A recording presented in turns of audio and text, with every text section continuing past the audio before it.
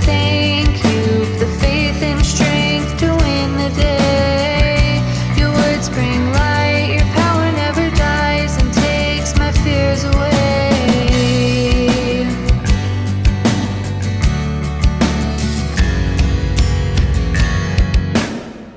It's not the hardest thing to do. How can I question you? Throw my life into the fray, let go and live my life your way. Make these changes, make me strong. Lean to His grace to guide you on. Lord, I say from bend and kneel, do what you ask of me.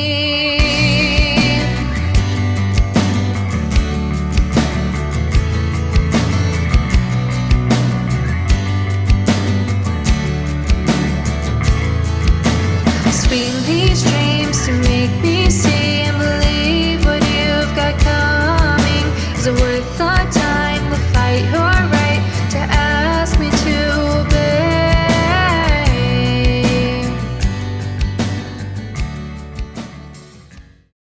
जंगल में मरने के लिए छोड़ दिया, तब उसको ढूंढकर एक अभिषक्त आया और उसे अभिषेक किया राजा की पदवी के लिए। हम ऐसे एक परमेश्वर की आराधना करते हैं जो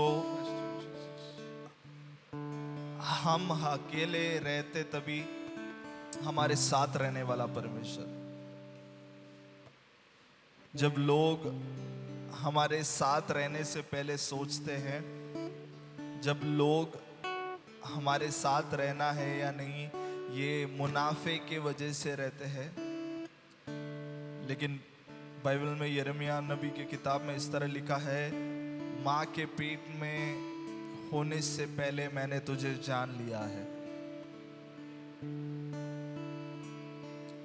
आज अगर कोई भी परमेश्वर की उपस्थिति में यहाँ पे हमारे साथ जुड़े हैं तो मैं आप लोगों को कहना चाहता हूँ, आप निराश ना हो, आप इस परमेश्वर की उपस्थिति में धन्यवाद मनोभाव में बैठे। वो सिर्फ आपके जरूरतों को पूरा करने वाला परमेश्वर नहीं है, वो आपको प्रतिदिन अनंतता के स्वतंत्रता और समाधान को देने वाला परमेश्वर है। हम उस परमेश्वर की आराधना करने के लिए आए हैं।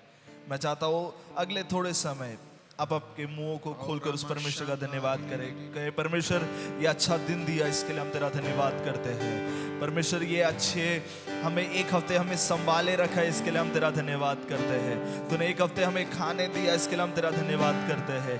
एक हफ्ते तूने हमें बचाए रखा है, इसके लिए हम हमारे जैसे कई लोग इस दुनिया से चले गए, लेकिन उस परमेश्वर ने हमें संभाले रखा। धन्यवाद परमेश्वर, धन्यवाद परमेश्वर, धन्यवाद परमेश्वर। Thank you, Jesus. सारी महिमा और आदर तुझी को मिले यीशु नासरी के नाम से। आमीन, आमीन, आमीन। सबको जय मसीह की। मैं बहुत खुश हूँ आज आप सारे लोगों को यहाँ पे देखकर परमेश्वर की उपस्थिति में। हम सब लोग आराधना करने के लिए जुड़े हैं। हमारे साथ नए लोग भी हैं। परमेश्वर आपको भी आशीष करे, आप हमारे साथ जुड़े। थोड़े समय हम आराधना करने जा रहे हैं। जो बाइबल में आराधना के बारे में लिखा है वो ये लिखा है कि परमेश्वर ने जो हमारे लिए किया है उसका एक आउटवर्ड एक्सप्रेशन या फिर एक भारी रूप से हम किस तरह उस परमेश्वर का धन्यवाद करते हैं, वो है आराधना। और सिर्फ आराधना वो नहीं है, आराधना वो है कि जो हम हमारे हृदय से परमेश्वर को धन्यवाद करते हैं। आज हम परमेश्वर की उपस्थिति में आज ब्रदर जिबू हमसे कई गीत गाएंगे, हम कई गीतों को गाएंगे। आपको इसके कई गीतों के बोल नहीं पता होंगे, लेकिन एक चीज़ है, उसके अर्थ समझकर परमेश्वर की आराधना करो। क्योंकि बाइबल का एक वचन इस तरह कहता है, वो दूर रहकर हमारे हृदय को जानने वाला परमेश्वर है। अगर वो दूर रहकर हमारे हृदय को जान सकता है तो आज परमेश्वर का वचन कहता है, जब 2 या 3 लोग एक साथ कहीं भी मेरे नाम पे जुड़ते हैं, मैं उनके बीच में हूँ। और मैं विश्वास करता हूँ आज हमारे साथ परमेश्वर यहाँ पे जुड़े हैं। अगर आप लोग को ये नहीं लगता है कि क्या बोल रहे हैं या कैसे है, मैं चाहता हूँ आप एक विश्वास का एक स्टेप लेकर कहे, यीशु मसीह आज तेरी उपस्थिति मुझे महसूस करने दो। आज तेरी उपस्थिति मुझे महसूस करना है। मैंने या फिर ना आज हम जब यहाँ पे जुड़े हैं, परमेश्वर की उपस्थिति महसूस करें। मैं युबू को जो है आमंत्रण करता हूँ, वो हमें आराधना में अगुवाई करेंगे। किन किन के स्तुति करो, बेशुमार उसके दानों के लिए। अब तक संभाला मुझे अपने बाहों में लिए हुए। अब तक उसने संभाला मुझे अपने बाहों में लिए हुए। तेरे शत्रु का निशाना तुझ पर होगा ना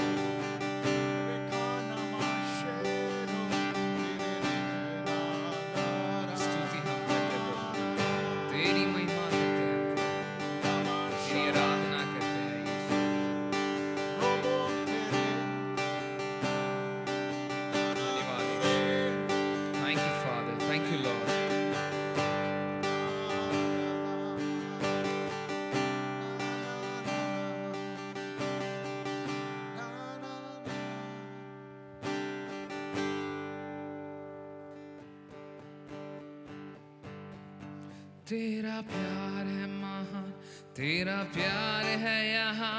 मैं जो पहले मुर्दा था, तूने डाली मुझ में जान। तेरा प्यार है महान, तेरा प्यार है जहाँ। मैं जो पहले मुर्दा था, तूने डाली मुझ में जान। क्यों ना बोलो फिर मैं तेरी जय जयकार, क्यों ना बोलो फिर मैं तेरी जय जयकार।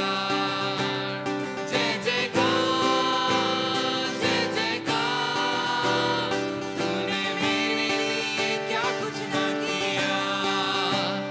जय जयकार,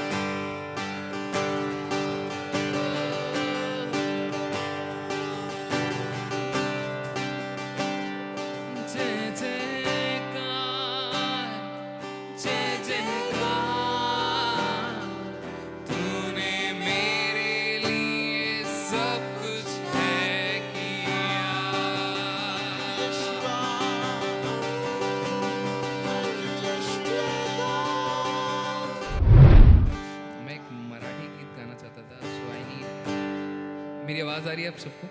या ओके, सो मैं एक मराठी गीत गाना चाहता था अभी, सो मुझे पास्टर जी का हेल्प चाहिए होगा, क्योंकि पास्टर जी मुझसे बेहतर मराठी बोलते हैं. आनंदे वाजवत आली जाऊया ख्रिस्ता जवली, आनंदे वाजवत आली जाऊया ख्रिस्ता जवली, जाऊया ख्रिस्ता जवली, जाऊया ख्रिस्ता जवली, जाऊया ख्रिस्ता जवली, जाऊया ख्रिस्ता जवली. आनंदे वाजवत आली जाऊया ख्रिस्ता जवली, आनंदे वाजवत आली जाऊया ख्रिस्ता जवली. घेऊनी पापाची मोली टाकूया क्रुसा जवली, घेऊनी पापाची मोली टाकूया क्रुसा जवली, टाकूया क्रुसा जवली, टाकूया क्रुसा जवली, टाकूया क्रुसा जवली, टाकूया क्रुसा जवली. आनंदे वाजवत आली जाऊया ख्रिस्ता जवली, आनंदे वाजवत आली जाऊया ख्रिस्ता जवली, वाजवत आली जाऊया ख्रिस्ता जवली, आनंदे वाजवत आली जाऊया ख्रिस्ता जवली. आपण पश्चाताप करू शरण येशूचा घेऊन, आपण पश्चाताप करू शरण येशूचा घेऊन, शरण येशूचा घेऊन, शरण येशूचा घेऊन, शरण येशूचा घेऊन. आनंदे वाजवत आली जाऊया ख्रिस्ता जवली, आनंदे वाजवत आली जाऊया ख्रिस्ता जवली.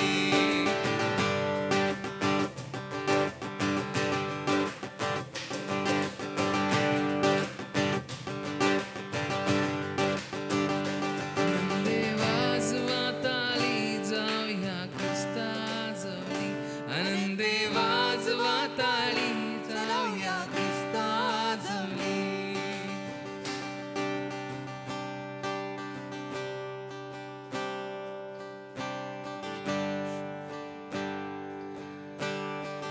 या मेरा मराठी का स्टॉक वापस कंप्लीट हो चुका है. आए हम सब कुछ समय मिलकर परमेश्वर की आराधना करें, परमेश्वर की मुंह की ओर देखें. Let us look to His face this morning and worship Him, sing to Him, give Him everything that He deserves, because He deserves more than what we give Him. How many of you believe that? प्रभु, इस सुबह के समय हमारी यही प्रार्थना है कि तू हमारे दिल को शुद्ध करे, एक पवित्र जीवन हमें प्रदान करे. Lord, give us a pure heart, एक शुद्ध जीवन, a life that can be used for your glory, Father God Jesus, that represents you, Father God, wherever we go, Lord Jesus. Lord, help us to carry your presence, Father. Lord, we believe that you're going to fill us with your spirit. प्रभु, हम विश्वास करते हैं कि आप हमें आपकी पवित्र आत्मा से भरने वाले हो इस सुबह के समय. धन्यवाद यीशु.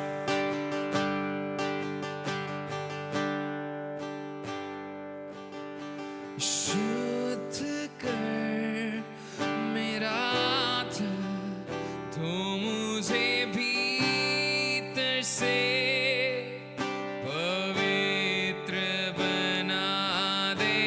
शुद्ध कर मेरा दिल, तू मेरे सारे पाप कर विदा. शुद्ध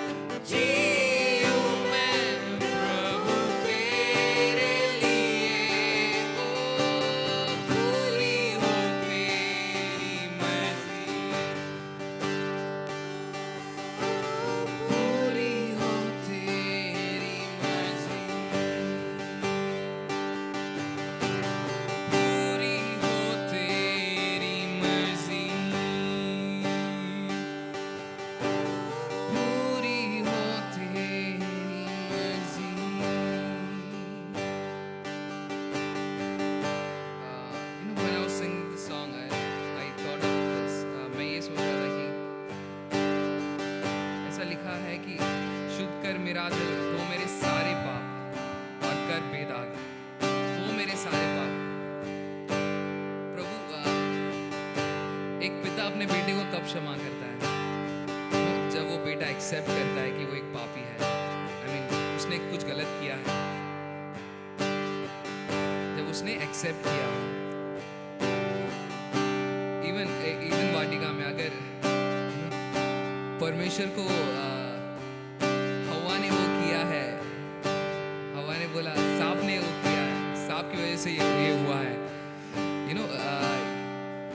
ऐसे एक दूसरे पर हम ब्लेम करते जा रहे थे एदन वाटिका में। अगर तभी एडम ने कहा था, लॉर्ड आई एम सॉरी, प्रभु मैं क्षमा चाहता हूँ कि मैंने वो फल खाया जो आपने नहीं खाने कहा था, तो हम अभी भी उस एदन वाटिका में होते शायद। उसी तरीके से let us all repent our sins. Let us admit that we are sinners. प्रभु हम ये मानते हैं कि हम पापी हैं। Lord, we admit that we are sinners. But we know that you died for us, Lord Jesus. On that cross, प्रभु आपने हमारे लिए उस क्रूस पर जान दिया है, हमारे पापों के लिए, ताकि हम शुद्ध रहे, that we become blameless, sinless before God Almighty. Thank you, Father. Thank you, Jesus, for that sacrifice. Thank you, Father, for that love. प्रभु उस प्रेम के लिए धन्यवाद। क्या हम एक और बार गा सकते हैं? शुद्ध कर मेरा तू मुझे भीतर से पवित्र बना दे। शुद्ध कर मेरा तू मेरे सारे पाप कर बेदागा माँ किया। यही मेरे दिल की चाह कि बनूं निर्मल, जीऊं मैं प्रभु तेरे लिए, कि बनूं निर्मल, जीऊं मैं प्रभु तेरे लिए। पूरी हो तेरी मर्जी, पूरी हो तेरी मर्जी, पूरी हो तेरी मर्जी, पूरी हो तेरी मर्जी।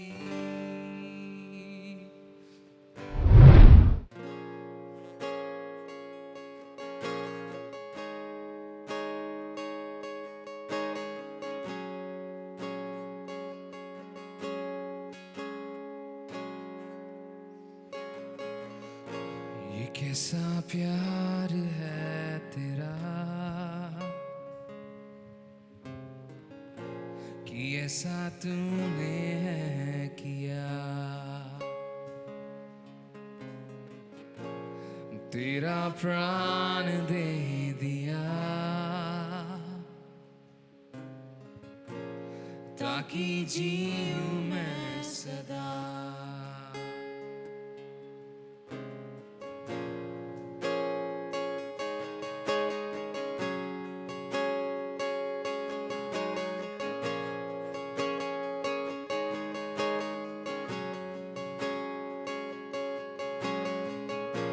ये कैसा प्यार है तेरा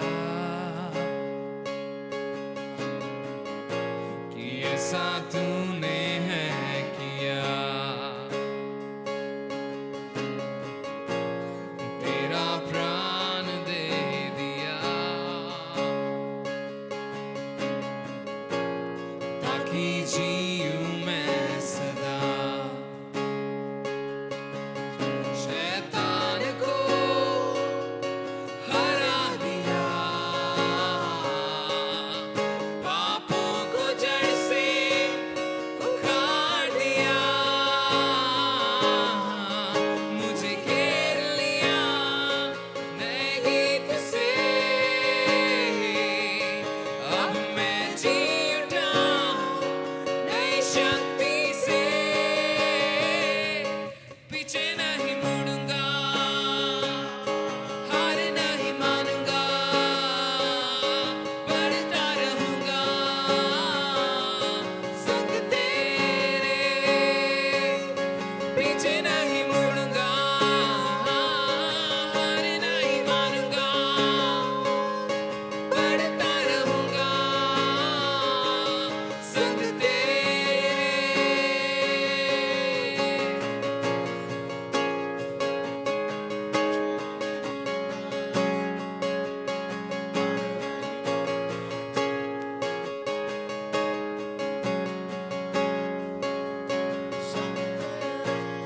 मेरी ओर से लड़ेगा, कभी हाथ न छोड़ेगा, डर हटा कर बल दिया, जीत तूने मुझे दिया। शैतान को हरा दिया, पापों को जड़ से उखाड़ दिया, मुझे घेर लिया नए गीत से। अब मैं जी उठा नई शक्ति से, पीछे नहीं मुड़ूंगा, हार नहीं मानूंगा, बढ़ता रहूंगा संग तेरे। पीछे नहीं मुड़ूंगा, हार नहीं मानूंगा, बढ़ता रहूंगा संग तेरे। कहना भी क्या है, खुदा मेरे पक्ष में तो कौन अब मेरा विरोध ठहरेगा।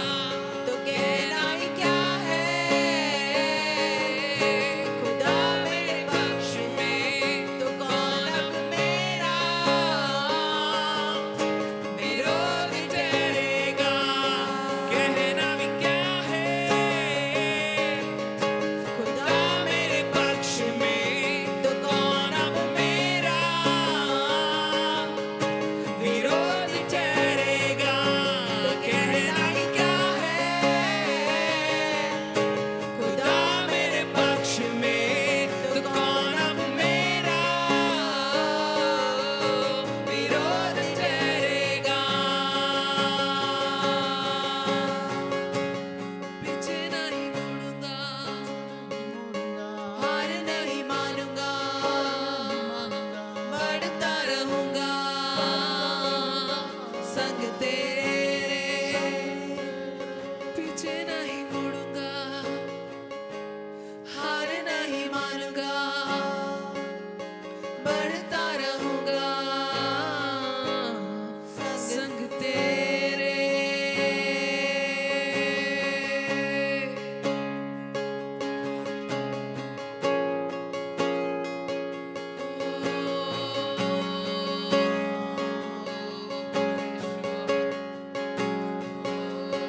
पीछे नहीं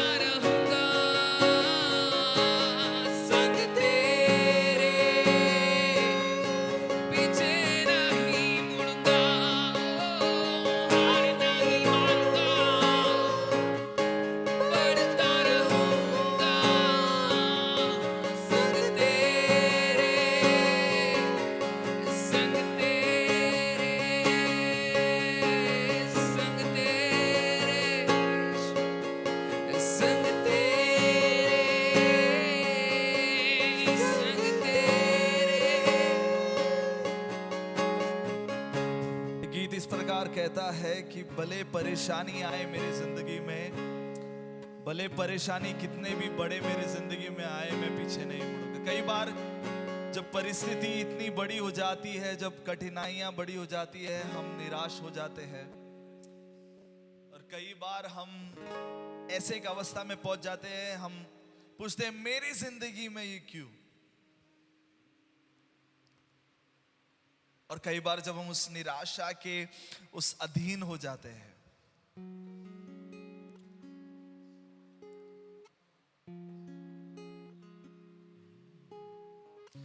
ये गीत का एक लाइन इस तरह कहता है, मेरी ओर से, मेरी ओर से लड़ेगा, कभी हाथ ना छोड़ेगा। सबसे ज्यादा होने वाली चीज है कि हमारा साथ लोग छोड़ देते हैं। सबसे ज्यादा होने वाली, जब परेशानी आती है तो सबसे ज्यादा होने वाली बात है कि हमारा साथ लोग छोड़ देते हैं। मैं चाहता हूं ये गीत का अर्थ समझकर, अगर आप ऐसे एक परिस्थिति में हैं कि आप सोच रहे हैं कि मेरे साथ कौन रहेगा, मेरा साथ कौन देगा, मैं आप लोग को चाहता हूं, आप लोग एक समय जो ऑनलाइन हमारे साथ जुड़े हैं, जो यहाँ पे हमारे साथ है, सब लोग एक समय अपने आंखों को बंद करें। आप कहें, परमेश्वर यीशु मसीह, मैं चाहता हूं कि तू मेरे साथ आज तेरे उपस्थिति को मैं महसूस कर पाऊं। आज सुबह तेरे मैं उपस्थिति को महसूस कर पाऊं, कि मैं लोगों के ऊपर अपना आश्रय छोड़कर तेरे ऊपर रखूंगा। परमेश्वर का वचन कहता है भजन संहिता में, I will lift up my eyes to the hills. मैं अपनी आंखों को उस पर्वतों की ओर उठाऊंगा जहां से मेरा सहायता आता है। मेरा सहायता वो यीशु मसीह से आता है। मेरा सहायता कहीं और से नहीं आता, मेरा सहायता वो यीशु मसीह से आता है। अगर आपका सहायता वो यीशु मसीह से आता है, तो क्या आप अपने मुंह को खोलकर, क्या आप अपने मुंह को खोलकर आज सुबह के समय ये ऐलान कर सकते हो कि परिस्थिति तू कितनी भी बड़ी होने दे, निराशा तू कितनी भी बड़ी होने दे, प्रतिकूल तू कितनी भी बड़ी होने दे, मैं पीछे नहीं हटूंगा।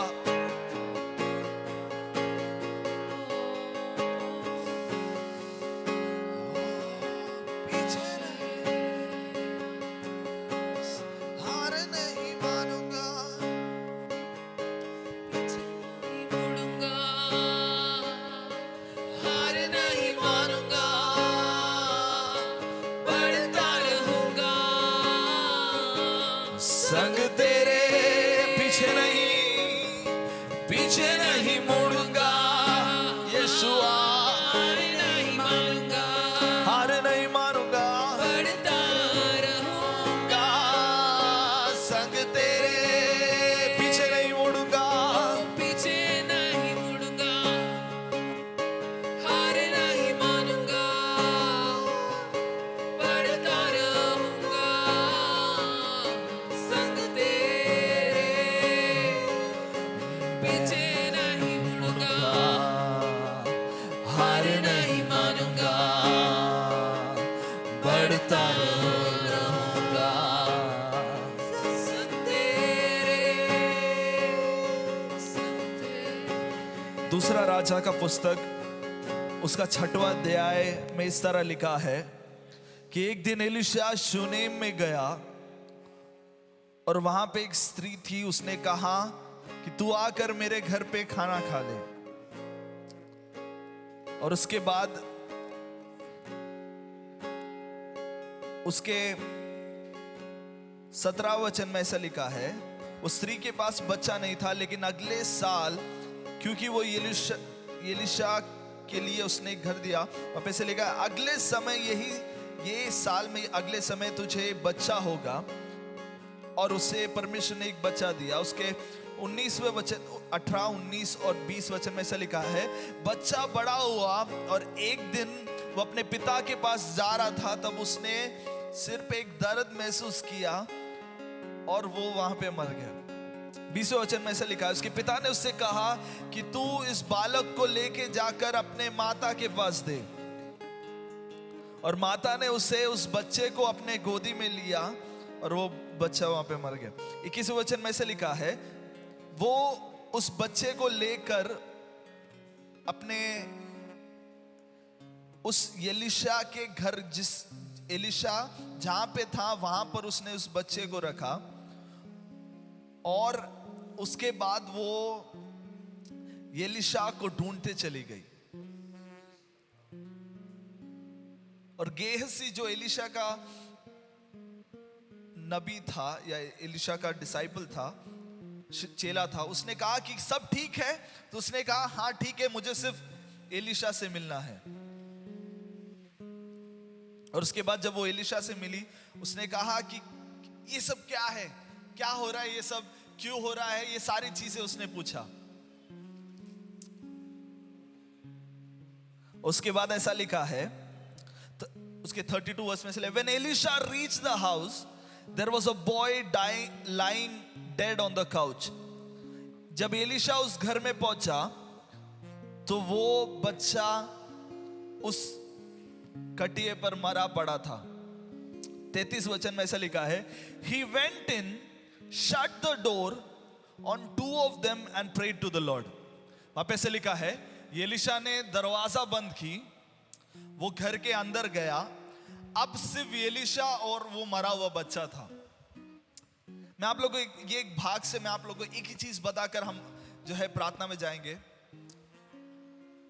कई बार जब परिस्थिति बड़ी हो जाती है, हम दरवाजा खोलकर हम भाग जाते हैं। कई बार हम कहीं जगहों पर चले, वहां पे ऐसे लिखा है, जब एलीशा ने उस घर पर पहुंचा तो एलीशा घर के अंदर गया, दरवाजा बंद किया, और वहां पे अगला ऐसा लिखा है, and prayed to the Lord, और परमेश्वर से प्रार्थना की। आज हम परमेश्वर की उपस्थिति में, परमेश्वर के भवन में हैं। आप किसी भी मरे हुए परिस्थिति से जा सकते हैं, ऐसे परिस्थिति से जा सकते हैं जो इतनी भयानक हो कि वो एक डेथ के लेवल तक भी जा सकती है। लेकिन मैं आप लोगों को एक चीज कहना चाहता हूं, अगर अभिषेक पाया हुआ एक जन अगर मरे हुए के सामने परमेश्वर की उपस्थिति के साथ खड़े रह सकता है, तो वहां पे से लिखा है, उसके 36 वचन में लिखा है, एलीशा ने गेहसी को बुलाया और कहा कि उस शूनेम स्त्री को बुला और उसको बोल अपने बच्चे को लेके जाने के लिए।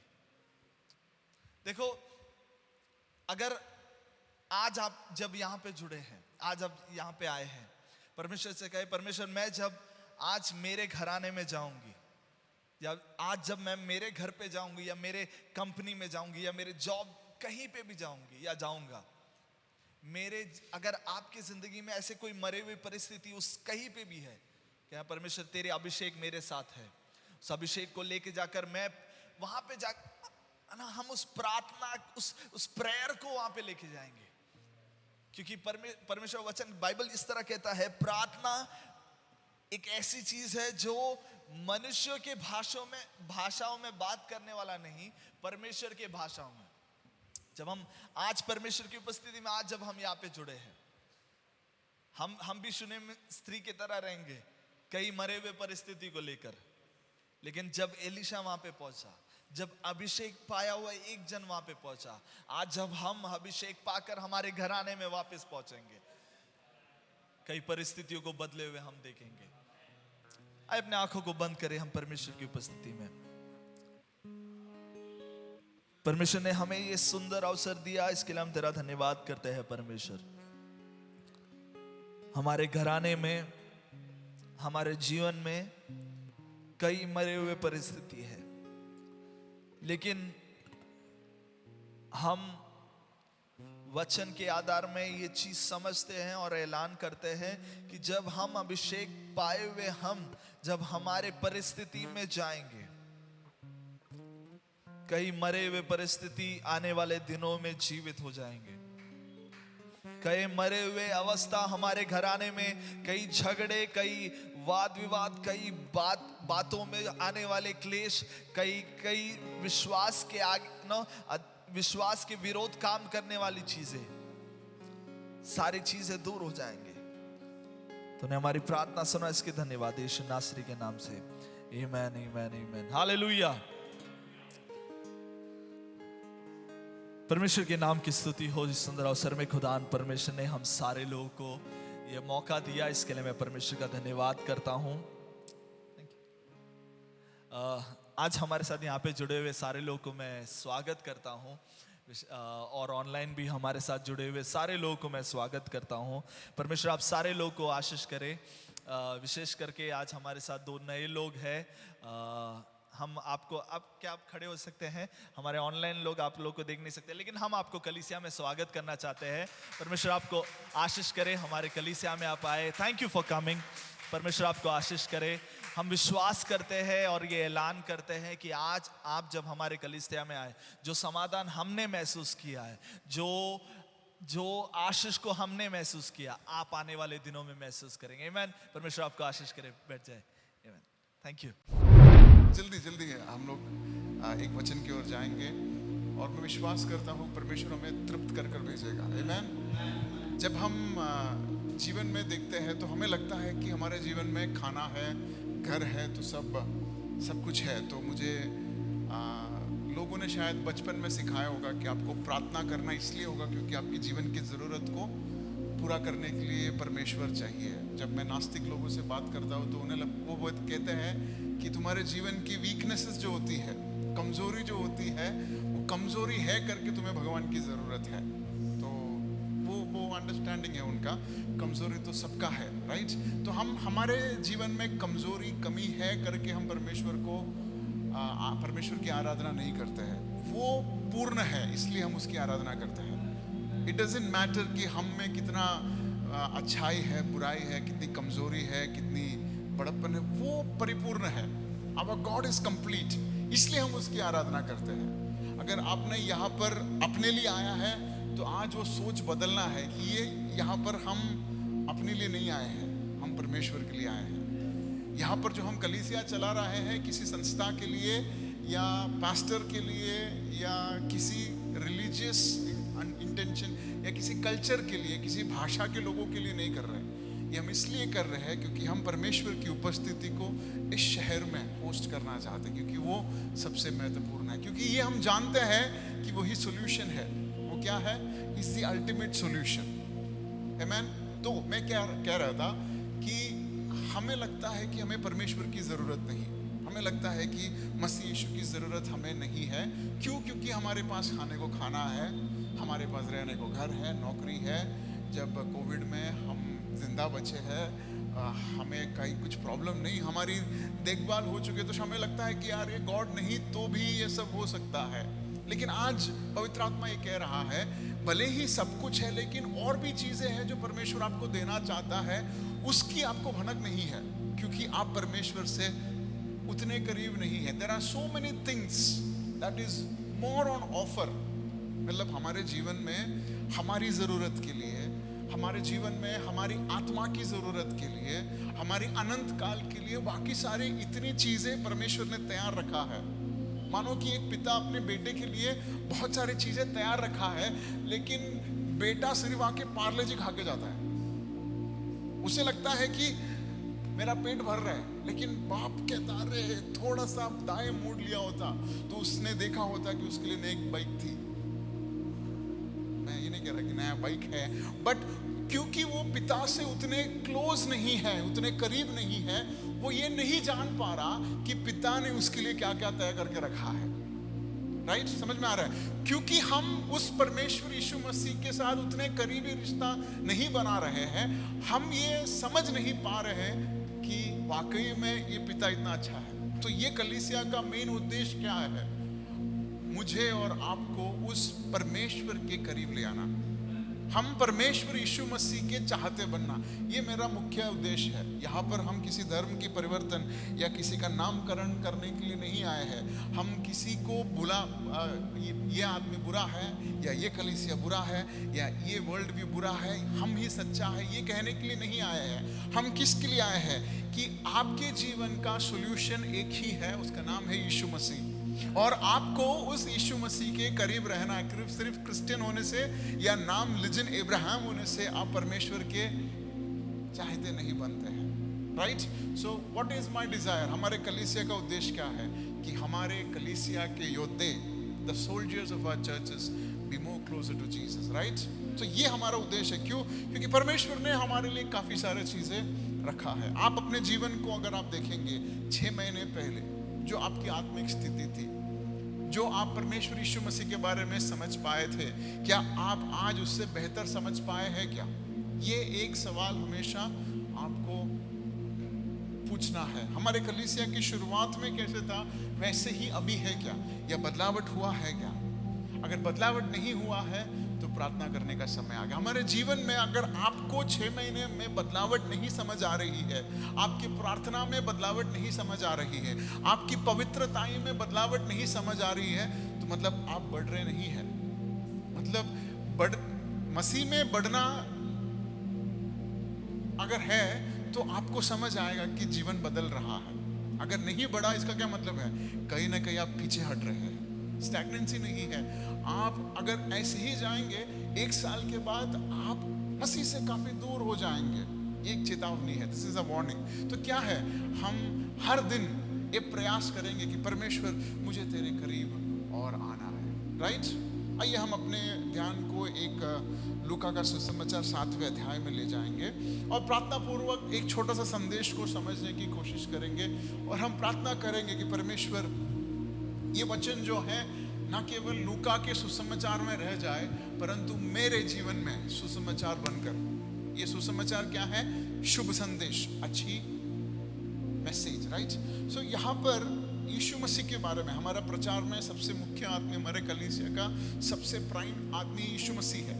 और हम यहाँ पर अगर कोई भी प्रचार करता है तो यीशु मसीह नहीं है तो हम बोलेंगे प्लीज आप जाओ, we don't have any message apart from Jesus Christ. इसलिए हर संदेश का मुख्य कौन है? यीशु मसीह है। तो आप सुन कर खुश हो जाएंगे कि यीशु मसीह का नाम हम हमेशा लेते हैं। क्यों? क्योंकि वही हमारा जीवन का आधार है। तो यहाँ पर when Jesus has finished saying all this to the people who were listening, he entered Capernaum. वहां पे हिंदी में इस तरह है, जब यीशु मसीह ने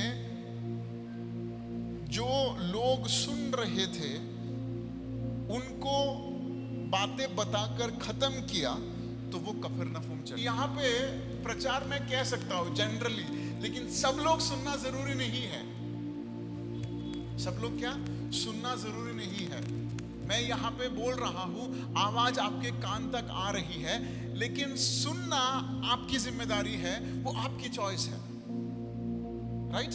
यहाँ पे यीशु मसीह ने, वहां पे एक वाक्य लिखा है, इंग्लिश में लिखा है when he finished, मतलब उसने जो भी तैयार करके लेके आया था वो पूरा दिया।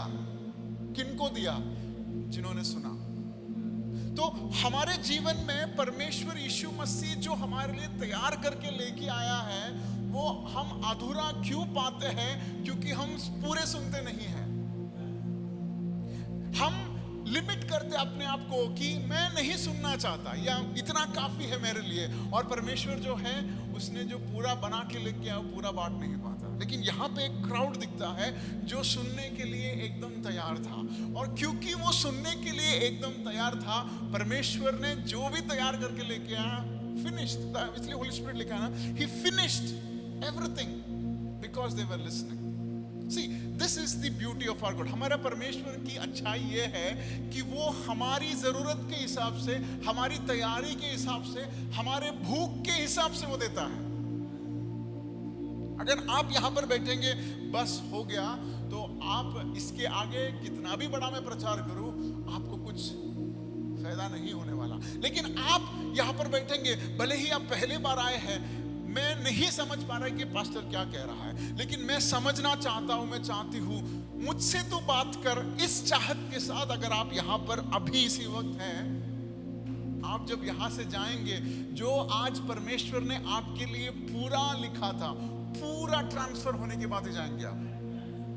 हैव फेथ, पूरा जो परमेश्वर ने आपके लिए आज तैयार करके लेके आया है वो मानना, पूरा डाउनलोड, आधा नहीं, ताकि आने वाले हफ्ते में परमेश्वर की उस सामर्थ को आपके जीवन में पाए। आमीन। क्या तैयार है हम? ये तैयारी हमारे अंदर है। Lord, I am ready to receive everything. हर उस चीज जो तूने मेरे लिए तैयार किया है उसे पाने के लिए मैं तैयार हूं। I am ready to listen Lord. हर उस चीज जो तूने मेरे लिए तैयार किया है। केवल वो चीज नहीं जो मुझे अच्छा लगता है, केवल वो चीज नहीं जो सुनने के लिए अच्छा लगता है, हर उस चीज जो तू मुझसे कहना चाहता है वो सब सुनने के लिए मैं तैयार हूं। यहां पर when Jesus has finished saying all this to the people who were listening, he entered Capernaum. मतलब ये पहले वाक्य में परमेश्वर यीशु मसीह उस समय दो जिम्मेदारी या दो असाइनमेंट जो उसके जीवन में था, वो दोनों असाइनमेंट के बारे में वहां पर लिखा। पहला असाइनमेंट क्या था? वो इकट्ठा हुआ क्राउड को सुनाना। दूसरा, कफरनहूम में प्रवेश करना। तो हमारे जीवन में तब तक परमेश्वर दूसरा कदम नहीं उठाता जब तक कि पहला कदम में हमने परमेश्वर के आदेश को माना है। क्यों? हर चीज यीशु मसीह के मिनिस्ट्री अगर आप देखेंगे, कोई भी चीज उसने अधूरा नहीं किया है। लेकिन अगर हमारे जीवन में देखेंगे तो कम से कम 3 बुक ऐसी रहेगी जो हमने आधा पढ़ा होगा, राइट? मेरे पास कम से कम 2 बुक है जो मैंने अब तक आधा पढ़ा है। I am being very Frank. हम शुरू करते हैं लेकिन उसे खत्म, अभी रेजोल्यूशन का समय है, राइट? ईयर एंड, हम कई सारे रेजोल्यूशन ऐसे लेते हैं लेकिन कभी भी हम लगता है कि आज से मैं कुछ नया चीजें करूंगा, प्रार्थना में ऐसा करूंगा, या ये जिम्मेदारी को मैं पूरा करूंगा, लेकिन हम 3 हफ्ते के बाद चौथे हफ्ते नहीं होते। लेकिन यहां पर हम देखते हैं जीसस क्राइस्ट की एक खूबी, वो अपनी पहली जिम्मेदारी को खत्म करके दूसरे में बढ़ा। दूसरी चीज, वो पहले जिम्मेदारी को खत्म करके उसने ब्रेक नहीं लिया। मंडे टू फ्राइडे में मसीह का नहीं, सैटरडे संडे में मसीह का हूं, नहीं, दैट्स नॉट पॉसिबल। यहां पे एक कंटिन्यूटी लिखा है, as soon as Jesus finished he entered into his next assignment। जैसे ही उसने अपनी जीवन की पहली जिम्मेदारी को खत्म किया, वो दूसरे नए जिम्मेदारी में प्रवेश किया। This is the God that we serve। हम क्या है? उसके संतान है। हमारे अंदर भी एक खूबी। तो आज हम परमेश्वर से कहेंगे कि परमेश्वर मुझे तू याद दिला कैसे वो असाइनमेंट से तो मैंने आधे में छोड़े हैं। देखिए, यहां पर मैं एक बड़ा प्रचार नहीं करना चाहता, आज आत्मा में आपको रिमाइंड करना चाहता हूं, कई सारे ऐसी जिम्मेदारी है जो आपने शुरू की है। आत्मिक स्तर में कैसे ऐसी जिम्मेदारी है जो आपने शुरुआत किया है लेकिन पूरा नहीं कर पाए हैं। आज हम परमेश्वर से प्रार्थना करेंगे, जो जिम्मेदारी तूने दी है परमेश्वर, उसे खत्म कर इस 2021 के आखिर होने से पहले या खत्म होने से पहले जो भी मैंने आप पर विश्वास रखकर शुरुआत किया है, उसको खत्म कर ही मैं अगले असाइनमेंट पे जाऊंगा। परमेश्वर ने दिया हुआ लक्ष्य को हम समझ तो पाते हैं और हम कदम भी उठाते हैं, लेकिन उस कदम उठाने के बाद, उस भाग के बाद अचानक से हमें लगता है कि नहीं, वो दूर लग रहा है, वो असंभव लग रहा है, ये संभव है, चलो मैं ये करता हूँ। और फिर हम वो करने के लिए आते हैं, फिर अचानक से लगता है कि अरे ये तो दिखने के लिए आसान था, लेकिन अब मैं जब निकला हूं तो ये मुश्किल है। तो तीसरा, तो हम वहां पे, और चौथे के बाद हम बैठ जाते हैं, ये हमारे बस की बात नहीं है। परमेश्वर नहीं चाहता। God is a God who would complete things and move into the next. This is an urgency। ये कलीसिया की अर्जेंसी है, जो हमने शुरुआत किया है उसको हम खत्म करने के लिए, ताकि अगली जिम्मेदारी और फुर्ती के साथ हम परमेश्वर के लिए निभाएं। आमेन। सो यीशु मसीह क्या करता है? यीशु मसीह पहले he completes and then he moves into कफरनहूम। कफरनहूम जो है, ऐसा माना जाता है कि वो यीशु मसीह का जगह था, उधर यीशु मसीह का घर था, ऐसा लेखक कहते हैं। पतरुस का घर वहां पे था, जहां पर पतरुस की मदर इन लॉ के लिए यीशु मसीह ने वहीं पे प्रार्थना किया था, ठीक है। तो वहां पर there was a centurion servant whom his master valued highly was sick and about to die। तो यहाँ पर एक सूबेदार के बारे में लिखा है, जो वहां का स्थानीय नेता के रूप में या इन्फ्लुएंशियल आदमी था। आप जब आगे पढ़ते हैं तो वो सूबेदार जो है वो वाकई में सूबेदार था, राइट? उसके वो रिटायर्ड नहीं था, वो वाकई में इन कमांडिंग ऑफिसर था। वहां पे लिखा है कि वो उसके नीचे शायद लोग काम करते थे, वो किसी को बोलते थे तो वो लोग आज्ञा का पालन करते थे, तो वो इन्फ्लुएंशियल आदमी था। उसने वो स्वयं यीशु मसीह के पास नहीं गया, उसने वहां के यहूदी जो लोग थे उनके कलीसिया के नेता को, लीडर्स को पकड़ा और बोला कि प्लीज यीशु मसीह को बुला के लेके आओ, राइट? यीशु मसीह को बुला के लेके आओ। तो ये उस समय, इस समय के जैसा व्हाट्सएप कॉल, फेस टाइम कुछ नहीं था। तो जब उसे पता चला कि यीशु मसीह कफरनहूम के बाहर है, ऐसा नहीं कि उसके घर पे वो यहूदी के एल्डर्स हमेशा थे, तो उसने खबरी भेजा, सिनेगोग में। वहां से लीडर आया, लीडर से कहा, फिर लीडर लोग यीशु मसीह के पास आए। तो एक बड़ी प्रक्रिया वहां पे हो रही थी, राइट? ये वाक्य में भले ही तीसरे वाक्य में लिखा है, लेकिन इसके बीच कम से कम 2-3 घंटे का, या कम से कम आधा दिन का, कम से कम 1 दिन का काम था कि लोग आए गए, वार्तालाप हुआ, फिर यीशु मसीह के पास वो खबर पहुंची। तो ये कब हो रहा था? ये सब बातें जो इस बाइबल में अभी लिखा नहीं है, लेकिन जो हो चुकी होगी, कब हो रहा था? जब यीशु मसीह उन लोगों को सुना रहा था। यीशु मसीह क्या कर रहा था? उन लोगों को सुना रहा था। मतलब यीशु मसीह उन लोगों को वचन बांट रहा था। मतलब वचन का वहां पर इंट्रोडक्शन हो रहा था। तो क्या हो रहा था? मतलब वे लोग यीशु मसीह से पा रहे थे, जो क्राउड है वो क्या कर रहे थे? यीशु मसीह से पा रहे थे, यीशु मसीह के शब्दों को सुन रहे थे, यीशु मसीह के करीबी को महसूस कर रहे थे। जैसे हम और आप यहां पर परमेश्वर के वचन सुन रहे हैं, वैसे ही वे लोग भी यीशु मसीह के वचन को सुन रहे थे। लेकिन वे लोग जो देख नहीं पा रहे थे, वो वहां पे हो रहा था क्या? एक चंगाई के लिए वहां पे प्लेटफॉर्म सेट हो रहा था। कब हो रहा था? जब एक भीड़ परमेश्वर यीशु मसीह के करीब बैठा था। जब एक झुंड ने कहा कि बाकी सारे चीजों पे मेरा ध्यान नहीं, आज मैं मसीह यीशु को सुनूंगा, आज मैं वचन को ज्यादा महत्व दूंगा। जब ऐसे एक सिचुएशन उस कफरनहूम शहर के बाहर हुआ, कफरनहूम शहर के अंदर क्या हो रहा है? एक वेदी बन रही है। समझ आ रहा है? मतलब क्या? जब हम और आप इस कलीसिया में परमेश्वर यीशु मसीह के करीब उसके संदेश को सुन रहा है, तो हमारे शहर के अंदर कहीं ना कहीं किसी घर पे परमेश्वर यीशु मसीह को प्रकट होने का एक वेदी बन रहा है। कितने लोग विश्वास कर सकते हैं? There is a centurion's family getting ready so that God would manifest him. तो हम जब यहाँ पर मिलकर प्रार्थना कर रहे हैं, तो ये सिर्फ एक संगति नहीं है, ये इसलिए मैं कहा ये हमारे लिए नहीं है, ये परमेश्वर यीशु मसीह को इस शहर में एक वेदी के लिए है। How many of you can believe that? If you can believe, shout an amen. I am sure कुछ सेंचुरियंस, कुछ सूबेदार लोग के घर में यीशु मसीह हमारी वजह से प्रवेश होगा। तो ये कलीसिया क्या है? ये कलीसिया परमेश्वर को हमारे शहर के अंदर यीशु मसीह की वेदी बनाने का जरिया है। आमीन।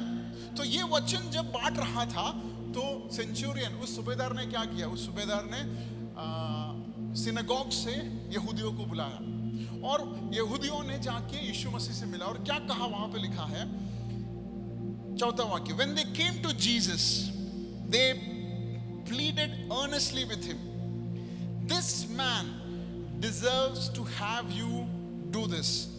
Verse number 5, because he loves our nation and he has built our synagogue. So Jesus went with them. तो ये यहूदी नहीं था, फिर भी वो यहूदियों से प्यार करता था, उस इज़राइल से प्यार करता था। और सिर्फ प्यार का एक्सप्रेशन कैसे कि उसने सिनागोग बनाने के लिए भी, मतलब परमेश्वर यीशु मसीह के भवन को बनाने के लिए भी सहायता किया। और जैसे ही ये यीशु मसीह ने सुना, यीशु मसीह ने क्या कहा? वहां पे क्या लिखा है? और उसने आराधनालय को बनाया। यीशु ने उनके साथ साथ चला। हाँ। और जब वह घर से दूर न था, so Jesus went with them. देखिए, जब यीशु मसीह चंगाई कर रहा था, आप देखते हैं कि केवल इजराइलियों के ऊपर ही यीशु मसीह ने आशीष और चंगाई दिया। जब समरिया की स्त्री आई, तो यीशु मसीह ने क्या कहा? कि मैं सिर्फ इजराइल के लिए आया हूँ, याद है ना आपको?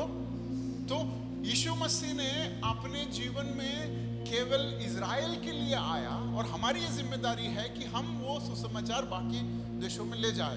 तो यहाँ पर हम देखते हैं यीशु मसीह अपने आप को रोक नहीं रहा। क्यों?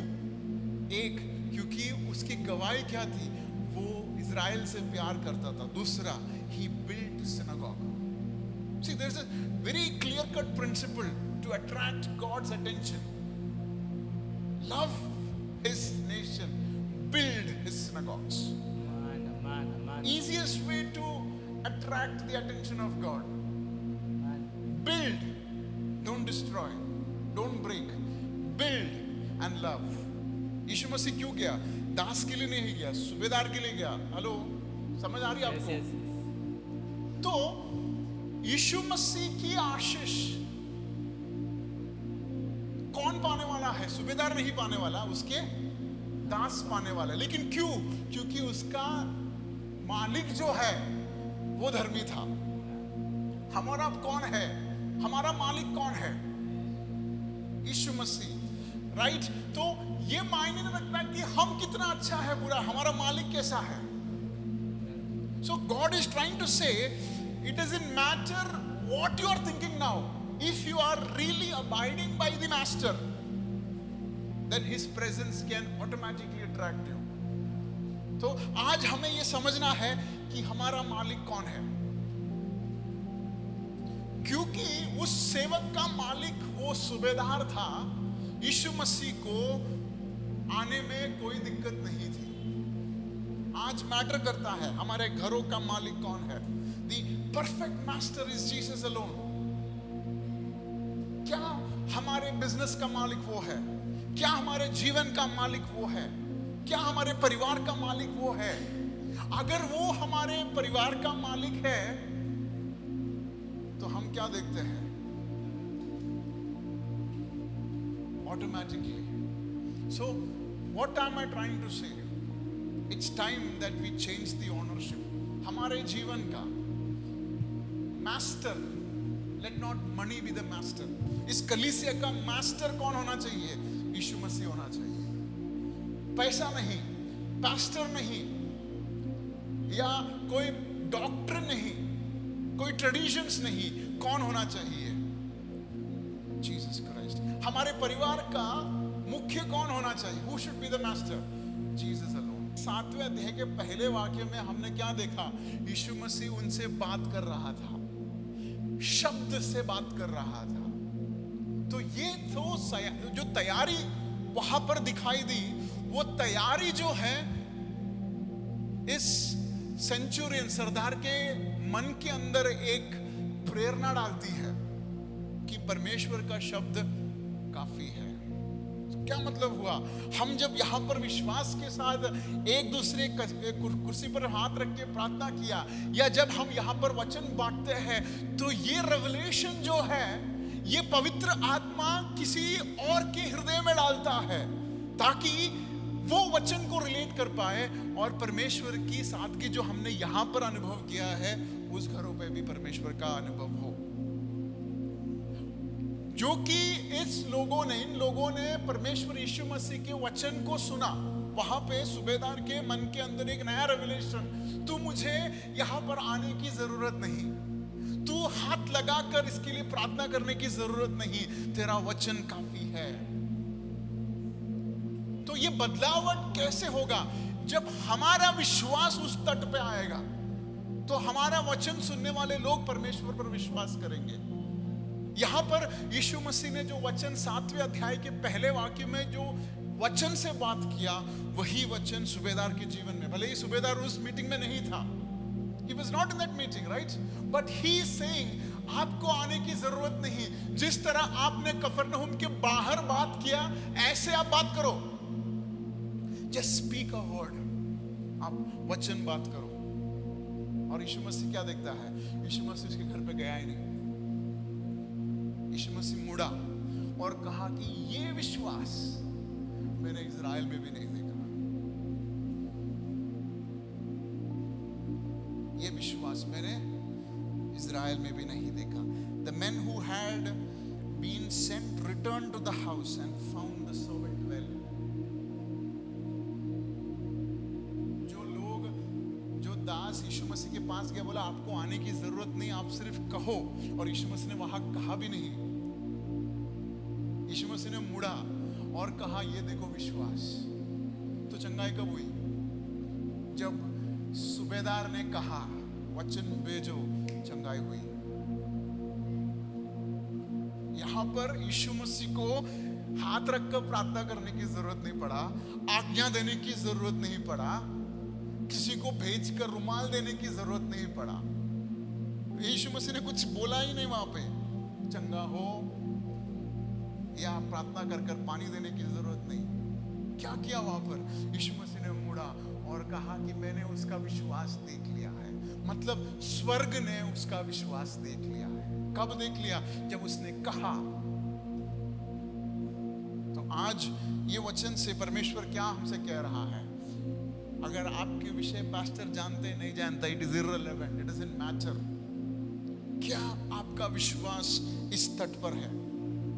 Is your faith in this level कि यीशु मसीह, मैं जानता हूं अथॉरिटी क्या है और मैं विश्वास करता हूं कि तुझ में उससे ज्यादा अथॉरिटी है। मैं जानता हूं कि मेरी कैपेसिटी क्या है, लेकिन उससे ज्यादा कैपेसिटी तुझ पर है। दैट फेथ, दैट स्टेटमेंट, वो एक स्टेटमेंट जो है वहां के माहौल को बदल दिया।